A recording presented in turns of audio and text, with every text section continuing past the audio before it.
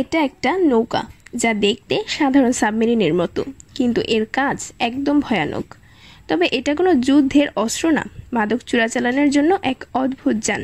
হ্যাঁ, এটাই নাখো সাবমেরিন। দক্ষিণ আমেরিকা থেকে আটলান্টিক মহাসাগর পাড়ি দিয়ে যুক্তরাষ্ট্র কিংবা ইউরোপে পৌঁছানোর জন্যই এদেরকে বানানো হয়েছে। গত 10 বছরে 200টারও বেশি সাবমেরিন ধরা পড়েছে। কিন্তু আপনি কি জানেন, ধরা পড়ার সংখ্যার থেকেও শত শত বেশি সাবমেরিন এখনও চলাচল করছে। ভাবুন তো, পানির নিচে এক বিশাল নৌযান চুপি চুপি তাদের কাজ করে যাচ্ছে, আর কেউ সেটা বুঝতেও পারছে না। আধুনিক তথ্য প্রযুক্তির যুগে যেখানে যুদ্ধ বিমান কিংবা যুদ্ধ জাহাজ পর্যন্ত ধরা পড়ে, সেখানে জঙ্গলে তৈরি করা এই ছোট সাবমেরিনকে কেউ শনাক্ত করতে পারে না। এমনকি আমেরিকার নৌবাহিনী প্রতিনিয়ত এই সাবমেরিনের কাছে ব্যর্থ হয়ে আসছে। কেন, কিভাবে এরা এত সফল? তো চলুন পানির নিচের এই রহস্য থেকে একটু ঘুরে আসা যাক। প্রতি বছর হাজার হাজার কোকেন দক্ষিণ আমেরিকা থেকে ইউরোপ ও যুক্তরাষ্ট্রে পাচার করা হয়। পুলিশ এবং কোস্টগার্ড যতই সতর্ক থাকুক না কেন, এর বিশাল অংশ ঠিকই পৌঁছে যায় নির্দিষ্ট স্থানে। ধরা পড়া মাদকের পরিমাণ বড় হলেও চোরাচালানকারীদের চালাকি যেন আরও বড়। প্রথম দিকে এই নাখো সাবমেরিনগুলো খুব সাধারণ এবং স্বল্প দূরত্বের যাত্রার জন্য তৈরি করা হতো, কিন্তু সময়ের সাথে সাথে চোরাচালানকারীরা অনেক উদ্ভাবনীয় এবং আধুনিক হয়ে উঠেছে। আজকের দিনে জঙ্গলের গোপন শিপইয়ার্ডে তৈরি করা হয় অত্যাধুনিক সাবমেরিন, যা হাজার হাজার মাইল পর্যন্ত পাড়ি দিতে পারে। কার্টেল ও আইনশৃঙ্খল বাহিনীর এই যুদ্ধ যেন ইঁদুর বিড়ালের খেলা। কার্টেল নতুন নতুন প্রযুক্তি উদ্ভাবন করে, আর পুলিশ ও কোস্টগার্ড সেগুলো থামাতে নতুন নতুন কৌশল নিয়ে আসে। কিন্তু এটাই তো চ্যালেঞ্জ, কার্টেলগুলো এত দক্ষ এবং আধুনিক কিভাবে হয়ে উঠছে। চলুন এবার সেগুলোর গভীরে যাওয়া যাক। যদিও চোরাচালানের শুরুতে এই নাখো সাবমেরিনগুলো ছিল খুবই সহজ নকশার। এগুলো খুব জটিল কিছু ছিল না। 46 ফুট লম্বা, যেটি সমুদ্রের পানির নিচে কিছুটা লুকিয়ে চলতে পারত। এর মাথা পানির নিচে থাকতো এবং রং এমনভাবে তৈরি করা হতো যেন পানির সাথে মিশে যেতে পারে। ফলে রাডারের চোখ এড়িয়ে এরা চলতে পারত। কিন্তু এর ভেতরটা কেমন? এক কথায় মোটেও আরামদায়ক না। ক্রুদের থাকতে হতো খুব সংকীর্ণ জায়গায়। পেছনে থাকতো ডিজেল ইঞ্জিন, মাঝখানে থাকতো ক্রুদের ঘুমানোর জন্য ছোট জায়গা, তার সামনে মাদকের ব্যাগ। একটা সাবমেরিন 7 থেকে 8 টন কোকেন বহন করতে পারত। এত ওজন নিয়ে সাবমেরিনকে পানির নিচে নামিয়ে রাখত, যেন কেউ দেখতে না পায়। এভাবে সাবমেরিনগুলো দিনরাত সমুদ্রে পাড়ি দিত। 5 জন ক্রু মিলে ভয়ঙ্কর সমুদ্রে ঘন্টার পর ঘন্টা বসে থাকত। কিন্তু এই যাত্রা থেমে যেত এক মুহূর্তে, যদি কোস্টগার্ড তাদের শনাক্ত করতে পারত।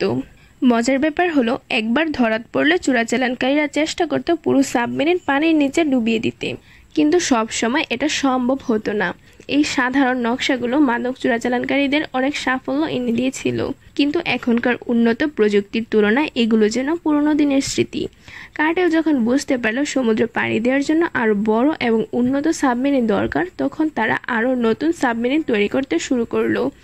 এভাবে জন্ম হলো 65 ফুট লম্বা উন্নত নাখো সাবমেরিনগুলোর। শুধু বড়ই না, অনেক শক্তিশালী, যা পুরো আটলান্টিক মহাসাগর পাড়ি দিতে সক্ষম। কিন্তু এই যাত্রা মোটেও সহজ না। ক্রুদের জন্য এখানে নেই কোনো আরাম। ঘুমানোর জন্য তাদের প্লাস্টিক ব্যাগ কিংবা ফাইবারের মেঝেতে শুতে হয়। শৌচাগারের বদলে ব্যবহার করতে হয় প্লাস্টিক ব্যাগ। খাবার বলতে আছে শুধু এনার্জি বার ও চা। সমুদ্রের উত্তাল ঢেউ, পথ হারানোর ভয়, পোস্টকার্ডের নজর পেরিয়ে তাদের চলতে হয়। সবকিছু কখনো কখনো পরিকল্পনা মতো হয় না। যেমন একটা গল্প বলি। কিছু বছর আগে একটা নাখো সাবমেরিন আটলান্টিক পাড়ি দেওয়ার সময় জ্বালানি ফুরিয়ে ফেলে। 2 সপ্তাহের যাত্রা 1 মাসের রূপ নেয়। তারপর তারা চেষ্টা করে অন্য সাবমেরিনের সাথে যোগাযোগ করতে, কিন্তু তারা সেটাতেও ব্যর্থ হয়। শেষমেশ তারা সাবমেরিনটাকে ডুবিয়ে পালানোর চেষ্টা করে, কিন্তু আইনশৃঙ্খল বাহিনীর লোকগুলো তাদের ধরে ফেলে। যখন উন্নত সাবমেরিনগুলো ধরা পড়লো, তখন কার্টেলরা তৈরি করলো স্মার্টকেল সাবমেরিন। এটা এমন একটা নৌযান যা পানির নিচে পুরোপুরি ডুবে চলতে পারে। শুধু উপরের দিকে থাকে এর একটা পাইপ। এই পাইপ দিয়ে বাতাস ঢুকে ইঞ্জিন ঠান্ডা রাখে। 65 ফুট লম্বা সাবমেরিনগুলো ফাইবার গ্লাস দিয়ে তৈরি, যাতে এগুলো সহজেই ধরা না পড়ে। এটা প্রায় 8 টন পর্যন্ত কোকেন বহন করতে পারে। এরা এতটাই গোপনীয় যে এখন পর্যন্ত একটাও সাবমেরিন ধরা পড়েনি। সত্যি বলতে, জঙ্গলের মধ্যে এসব উন্নতমানের সাবমেরিন তৈরি করা সত্যিই অবিশ্বাস্য। কার্টেলরা যেন সব সময় এক ধাপ এগিয়ে থাকে। মজার ব্যাপার হলো, স্মার্টকেল সাবমেরিন যখন সবার নজর কাড়ছিল, তখন কার্টেলরা আরও একটি উন্নত সাবমেরিন তৈরি করে। যার নাম বৈদ্যুতিক সাবমেরিন। এটা একদম নীরব এবং অদৃশ্য চোরাচালানকারীর এক মেশিন। ৩৯ ফুট লম্বা এই সাবমেরিনে নেই কোনো ডিজেল ইঞ্জিন।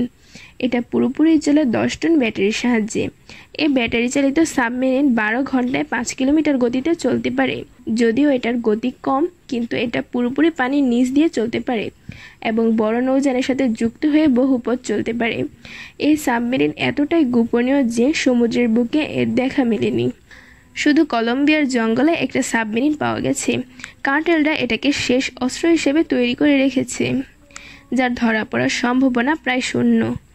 কিন্তু আপনি যখনই ভাববেন কার্টেল এইসব সাবমেরিনগুলো শুধুই প্রযুক্তির গুণ, তখনই সামনে আসে আরও একটি নাম, অস্কার মরেনো, যাকে বলা হয় নাখো সাবমেরিনের রাজা। জঙ্গলের শিপইয়ার্ডে এই মানুষটি অনেক শক্তিশালী সাবমেরিন তৈরি করতে সক্ষম হয়েছে। তার তৈরি সাবমেরিনগুলো যেন কার্টেলের সাফল্যের টিকিট ছিল। কিন্তু 2022 সালে ছিল তার শেষ দিন। একদিন কলম্বিয়া ও আমেরিকার আইনশৃঙ্খল বাহিনীর যৌথ অভিযানে ধরা পড়ে মরেনো। তার গ্রেফতার কার্টেলদের জন্য একটা বড় ধাক্কা ছিল। অস্কার মরেনোর গ্রেফতার শুধু নাখো সাবমেরিনের একটা অধ্যায় শেষ হলো, কিন্তু এর মানে এই না যে লড়াই এখানেই শেষ। কার্টেলরা কখনো থেমে থাকে না। তারা প্রতিনিয়ত নতুন উদ্ভাবনীয় প্রযুক্তি নিয়ে আবার ফিরে আসবে।